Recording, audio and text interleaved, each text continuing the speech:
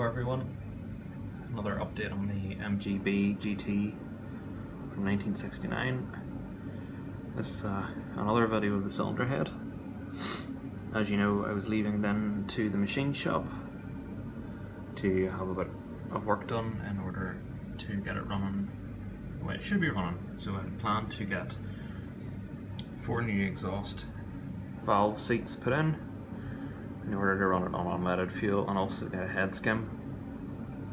So I left it into a well-renowned engine remanufacturers in Belfast, quite close to home, and it's not good news.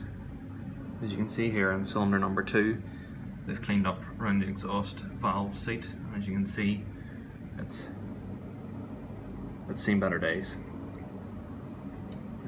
The technician believes there's not really enough metal left here to drill out the old valve seat and to set a new one in, and because the engine had been using a little bit of water, he's come to the conclusion that the cylinder head is probably cracked in and around this seat.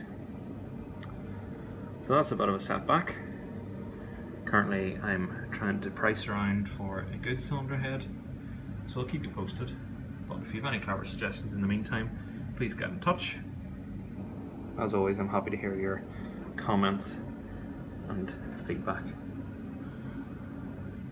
Okay, thanks for watching, and I'll have a new video up for you soon.